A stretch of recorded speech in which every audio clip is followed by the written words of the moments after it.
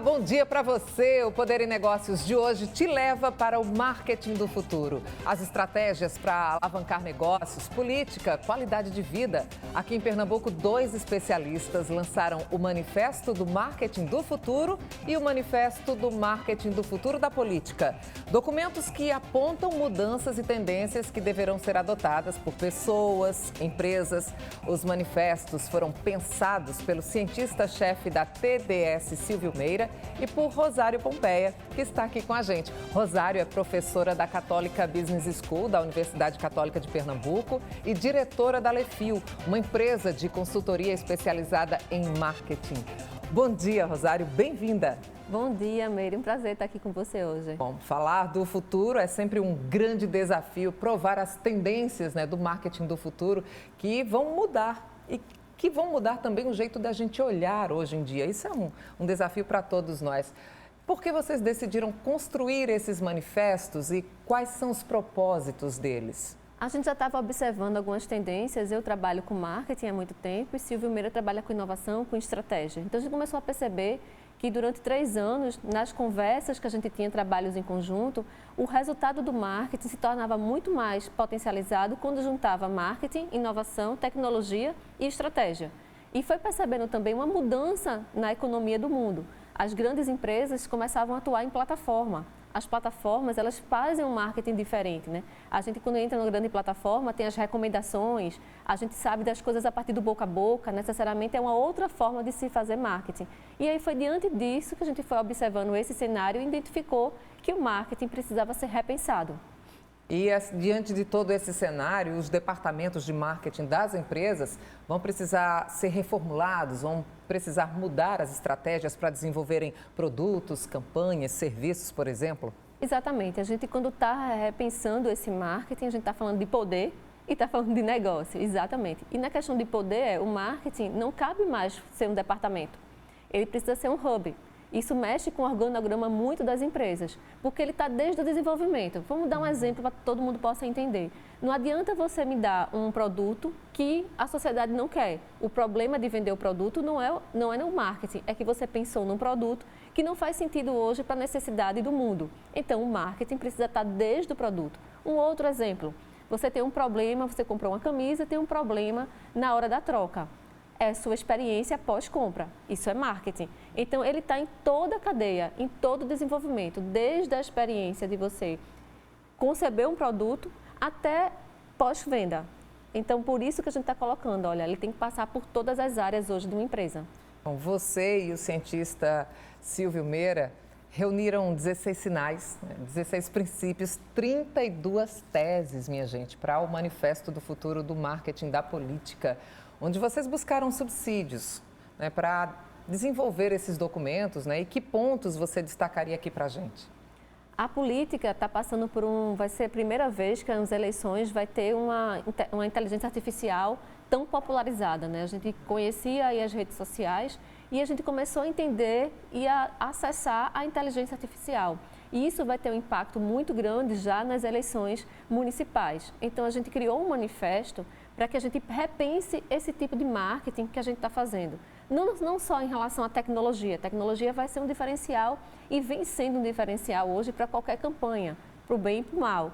Mas a gente também quer repensar o papel desse marketing. Será que o marketing serve apenas para enaltecer o político? Como é que ele pode contribuir de fato para fortalecer uma democracia? Então é isso que a gente coloca, uma responsabilidade e princípios para que a gente faça um marketing mais responsivo em relação a fortalecer a democracia. Bom, no caso da política, que requer uma tomada de decisão rápida, gente, com a capacidade de avaliar informações novas a todo instante, como a gente vem acompanhando principalmente com as pesquisas, Como é que o manifesto pode orientar políticos, campanhas, essas de 2024, por exemplo, lembrando, que ano que vem teremos eleição para prefeitos e vereadores e as redes sociais devem estar fervendo. O primeiro desafio, Meire, tem a ver com compromisso. O compromisso hoje de um político que faz uma campanha. Como é que a gente pode melhorar as narrativas que levem a debates qualificados? Isso não é tecnologia que vai ajudar. Isso é o compromisso e é o que a gente está colocando com cada político de construir, de fato, narrativas que venham provocar debates. debates qualificados, para que a gente possa, de fato, discutir propostas e não discutir problemas, discutir memes e discutir questões personificadas na questão do político. O segundo ponto é a educação. O time vai precisar, o time hoje que faz uma política, ele vai precisar entender sobre plataformas, ecossistemas, efeitos de rede. São palavras muito novas, né, dentro do nosso dicionário de marketing, mas não vai conseguir fazer hoje, por exemplo, uma boa estratégia de marketing se eu não sei manipular dados. Manipular no sentido de o que os dados de fazer estão a dizendo? leitura mesmo da realidade que os dados apontam, né? De fazer essa leitura correta. Um outro grande desafio é o trabalho em comunidades. As pessoas estão cada vez mais nichadas, as pessoas estão cada vez mais no micro, tentando entender mais a sua pauta do seu local. Como é que a gente vai chegar para conversar sobre isso? Então, aquela lógica massiva que a gente tinha dos comícios, que tinha da rádio, que a gente popularizava com um discurso único para todo mundo, ela vai cada vez mais ser segmentada. E para eu poder fazer isso, eu vou precisar ter no meu time pessoas que entendam de inteligência artificial, por exemplo. Pois é, e quais são os cuidados, né, que a gente precisa ter, aliás, todos nós precisamos ter em relação a esse marketing da política, unindo com as notícias que são divulgadas, os cuidados com fake news, as notícias falsas, né? Porque muita gente não sabe diferenciar o que é real do que não é. Aí a gente vai para um problema maior, que é o papel também dos órgãos no Brasil. Né? A gente vai precisar regular isso, essas plataformas. Então, o debate da regulamentação das plataformas, ele precisa estar na pauta da gente enquanto sociedade e dos políticos, para ganhar força. A gente sozinho, por mais que a gente tente combater as desinformações, é tudo muito rápido. Eu preciso de uma regulação quase que algoritmo, para ter a mesma velocidade que se tem. Então, isso vai ter uma mudança estrutural aí, no caso, que vai precisar de ajuda do judiciário para poder pensar do legislativo, novas leis em relação sobre isso. A nossa Constituição ela é muito defasada em relação aos avanços da tecnologia. Tem o papel da gente enquanto cidadã, como é que a gente repassa essa informação, que a gente já sabe sobre isso. Então, como é que a gente vai ter um cuidado de procurar fontes de fatos confiáveis? E quando receber a informação, a gente ser mais um agente combatente disso, de como ser cada um combater essa informação e dizer, oh, isso não funciona, isso é fake news. Então, tem o papel também dos políticos orientarem o seu marketing para, de fato, ter um marketing baseado em princípios éticos, né? Que a gente não faça algo errado esperando que a justiça, depois de 5 dias ou um dia, o problema já aconteceu. A gente fala tanto nesse combate aí às fake news, né, às notícias falsas, mas elas se multiplicam com uma velocidade impressionante. Agora, você falou sobre plataformas, sobre ferramentas. Quais são as principais plataformas, né, para debaterem os fóruns durante as eleições? Esse é um grande desafio que os políticos vão ter, é que a gente hoje debate as eleições em plataformas de terceiros. E a gente não tem nenhum poder de regulação sobre isso e nem dizer o que vai engajar. O grande diferencial do político que a gente está apontando é ele construir a sua própria plataforma, onde ali ele vai fomentar fóruns de debates e uma plataforma que seja aberta para a diversidade. Um exemplo? Construir, por exemplo, um site que tenha um fórum de debate sobre saúde, por exemplo, e a gente consiga discutir com diversas pessoas positivamente ou contrárias às propostas, mas dali saia uma consulta pública de uma forma muito mais rápida e a IA vai ajudar muito. A inteligência artificial faz um resumo daquilo ali muito rápido e aquilo ali vire proposta e, de fato, vire política pública. É um exemplo concreto do que a gente poderia estar fazendo, porque quando a gente vai para essas outras redes, ela fica muito fragmentada em posts. O post por si só não dá para eu estar debatendo um debate polêmico, por exemplo, sobre violência em Pernambuco. São fragmentos, né? Opiniões soltas muitas vezes, porque todo mundo quer falar, todo mundo quer participar e rede social está aí para isso, todo mundo se encontra lá dentro e fala muita coisa. De uma forma geral, né, as estratégias de marketing vão mudar muito, né, num futuro muito próximo, se é que não já estão mudando. Né? Como é que a gente pode entender isso aliado com a inteligência artificial que você falou? Uns exemplos que a gente precisa introduzir, né, no nosso dia a dia, porque a gente vai começar a lidar com mais frequência com esse tipo de segmento. Olha, a capacidade da gente construir com o uso de inteligência artificial é muito rápido. Antes de vir para cá, por exemplo, eu coloquei, usando inteligência artificial, eu consegui fazer um programa de governo em 10 minutos. dando para ela subsídios, por exemplo, de um município, dados populacionais. Ela criou um arquétipo de diversas, pegando a população, olhando as diversas demandas e me entregou um programa de governo. Se não fosse inteligência artificial, você precisaria de uma equipe para fazer uma pesquisa com um prazo determinado para entregar para o cliente, Deus sabe lá quando. Pois é, mas aí é quando vai entrar a inteligência humana. Eu vou olhar para isso e vou pensar, isso faz sentido? Eu tenho condições de fazer isso, então o uso da inteligência artificial, ela acelera processos. Mas existe uma responsabilidade de quem está lidando e manipulando se aquilo é de fato correto. Ou seja, o que eu estou propondo, a capacidade dela de analisar dados é muito rápida. Então, ela potencializa isso, mas tem a nossa inteligência humana para dizer, isso aqui faz sentido para o nosso governo, conseguimos aplicar, então, ok, vamos votar lá. Mas se for humanamente pegar todo esse material, o tempo disso seria uns 40 dias, sei lá, 60 dias. Então, ela potencializa. É a responsabilidade da manutenção e também da manipulação do que você tem na mão, né? Agora, você falou aí de inteligência artificial, de ferramentas e plataformas. Indo para o lado da humanização, né? Qual o futuro dos influenciadores digitais? Muitos deles, hoje, inclusive, eles ganham fortunas representando marcas, produtos e serviços. Vai continuar assim? Esse é um dos pontos mais polêmicos do manifesto. O manifesto traz esse ponto aí especificamente. Ele entra num novo papel. Os influenciadores, ele tem um papel de massificar. Agora estamos no desafio de engajar. Para você engajar, você engaja a partir de comunidades. É por isso que muitas vezes está sendo mais conveniente contratar um influenciador de uma comunidade X, porque ele está mais próximo, ele tem mais legitimidade para falar sobre aquele assunto. Ele engaja mais as pessoas. A gente está saindo de uma era de se preocupar muito com a exposição para uma era mais de engajar. Como é que eu crio conexão com a pessoa? E aí vai entrar IA de novo. Se eu entendo do comportamento de Meire, sei lá, eu sei que Meire gosta de cachorro. E aí eu vou conseguir colocar uma propaganda para Meire sobre cachorro. E se eu souber que tipo de cachorro ela tem, eu vou ser muito mais meio caminho andado para consumir o que você vai me propor. Meio caminho andado, porque eu estou falando de uma conexão emocional, porque eu sei da sua história, eu vou hiper personalizar uma conversa com você. Antigamente eu falaria de cachorro, mas se eu souber a raça, eu vou falar especialmente da raça. E se ele é idoso, eu vou falar da raça e que ele é idoso. E você vai conversar comigo muito mais rápido, porque tem um excesso de informação muito grande que você lida. E se eu for mais assertiva, eu vou conseguir chegar. Isso tem um fato positivo, mas também tem um fato negativo. A gente pode criar bolhas. E aí você só vai conversar e vai manipular e só vou dizer aquilo que você gostaria de ouvir. Por isso que é importante esse debate do micro ir para uma arena pública, para a gente não perder o senso do coletivo.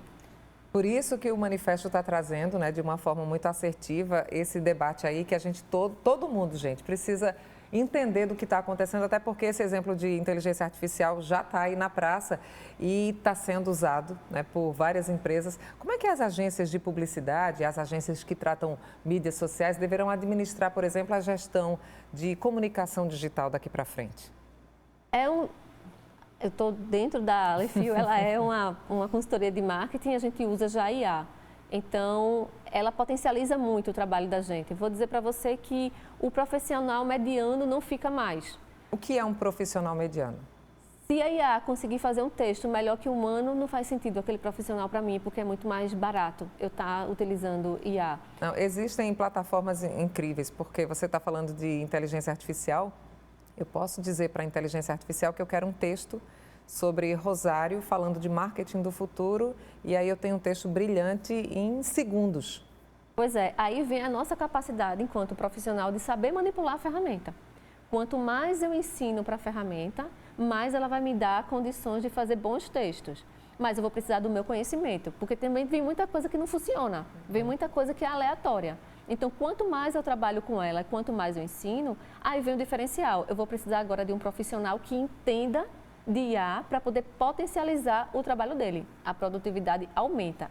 O que vai ser descartado, digamos assim, é de fato a gente vai botar a barra da qualidade do profissional mais para cima.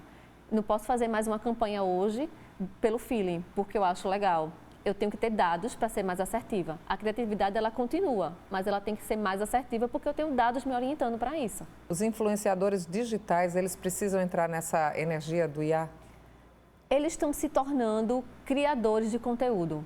né? Você está vendo um movimento muito maior de novos blogs surgindo, pessoas muito preocupadas e éticas, surgindo novos veículos de comunicação. Eles estão se tornando quase um veículo de comunicação e estão trabalhando muito a confiança nesse veículo. Eles são agora novos criadores de conteúdo da internet. Os influenciadores digitais, eles são importantes, eles têm seu papel. E vão continuar sendo. A figura não vai desaparecer. Dificilmente, porque a gente começa a surgir... na verdade, o influenciador digital, ele sempre teve. O influenciador sempre aconteceu, né?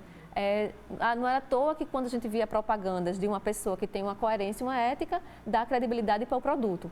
Isso aconteceu em todas as épocas, seja no rádio, seja na TV, na internet. Então, sempre vai ter. A questão é que vão surgir pessoas novas. E a gente vai começar a entender de pessoas que entendem mais do micro. Pessoas que entendem de saúde para a criança. Pessoas que entendem de como você fazer uma educação específica para uma coisa muito específica. Então, está surgindo muita gente que está se tornando autoridades para influenciar pessoas. Antes, a gente conhecia alguns influenciadores. Os artistas da televisão eram os grandes influenciadores. Hoje está surgindo um monte de gente que a gente está começando a perceber. Tem gente que já é um grande influenciador e você nunca ouviu falar, mas ele tem um nicho. Para aquele mercado, ele é o top, né? Games. Vamos pensar em games. O público de games, ele tem um acesso muito grande a uma plataforma chamada Twitch. Eu não jogo videogame, eu não entro lá. Mas se eu entrar, eu encontro pessoas que têm uma conexão mais forte comigo. Essa criação de comunidades, ela é tão forte que ela vai impactar muito, inclusive, as plataformas. Antes, todo mundo entrava no Meta, o antigo Facebook. Isso. Todo mundo entra no Instagram. Você já começa a perceber os jovens, por exemplo, indo para outras plataformas. Então, você já começa a segmentação a acontecer. Eu vou onde meu grupo está. E sempre foi assim na humanidade, né? Conversa boa, né? Olha, a gente vai fazer um rápido intervalo. Na volta, seguimos com o marketing do futuro, o marketing do futuro da política e o impacto na vida das pessoas, no rendimento das empresas, na qualidade de vida da população. A gente volta rapidinho. Até já.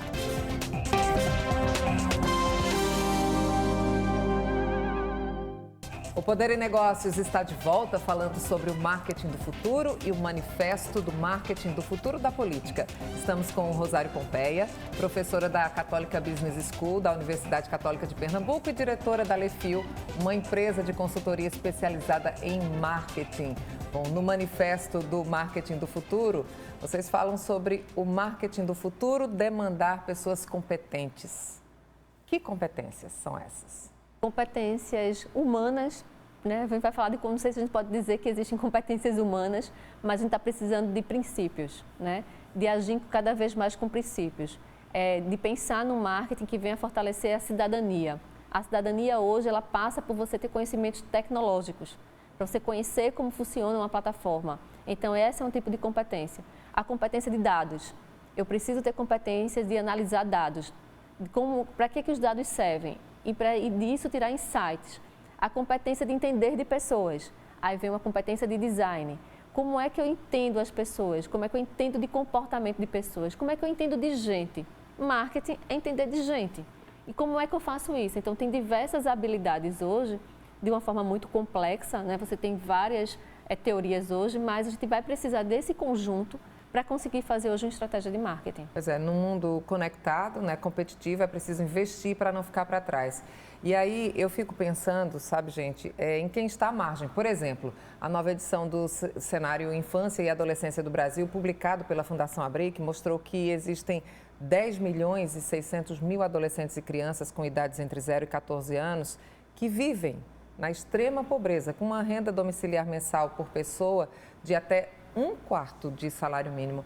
Como que é possível, né, a gente fazer a inclusão digital dessas pessoas, desses jovens, para que eles participem também desse mercado? Rosário. Primeiro, o desafio é tornar e entender que marketing, que a tecnologia é uma questão de política pública também, né? Eu vou pegar esse seu gancho para dizer que o manifesto do marketing do futuro, por exemplo, a gente cedeu de forma gratuita, foi cedido para a Prefeitura do Recife, nesse período, para que eles utilizassem a teoria que a gente pensou nas empresas do Recife. Porque a gente também tem um compromisso de ajudar o Estado de Pernambuco a crescer.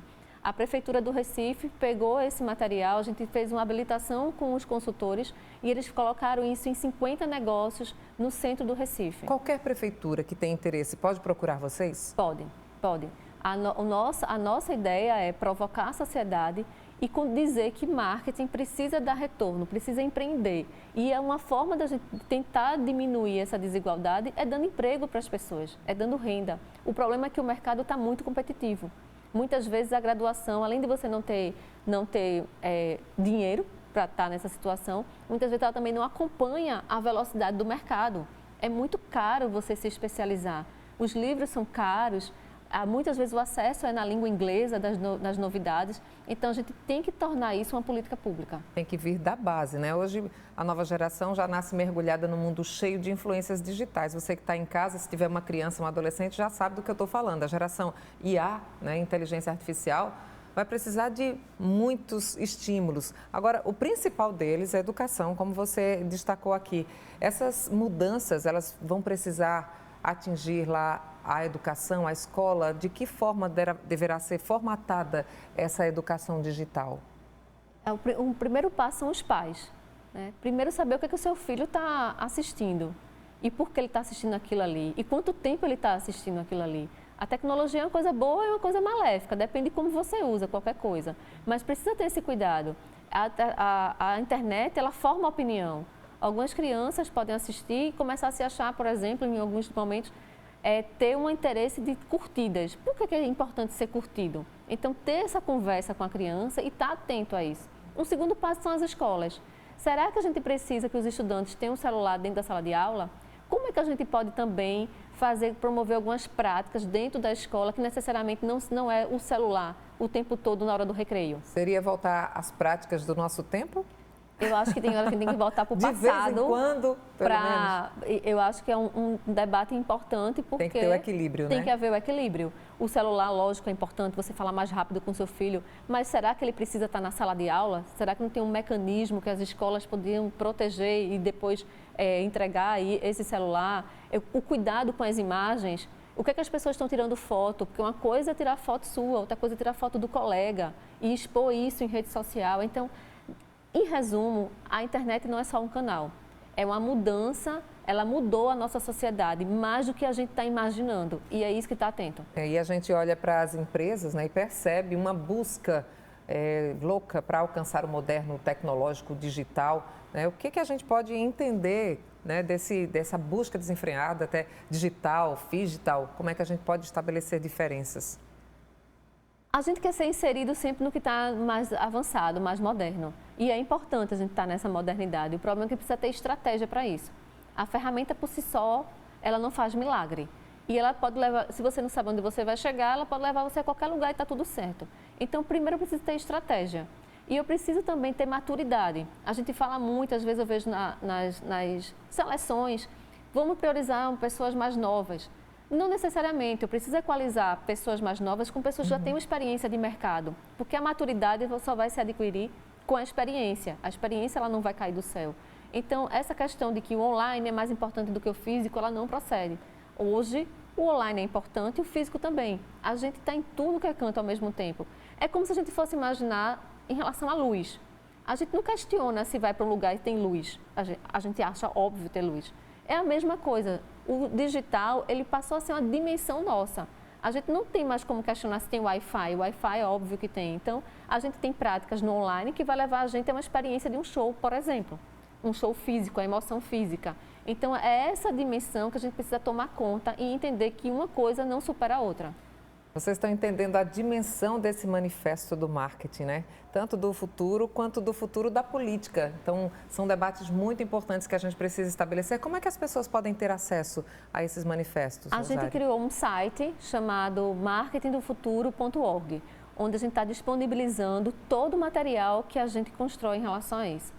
E a gente também está disponível para qualquer tipo de conversa, seja na sua organização, seja na sua escola. O que a gente quer, e aí um compromisso nosso como cidadão, de duas pessoas que atuam no mercado há muito tempo, é que a gente está vendo que esse debate precisa ganhar força.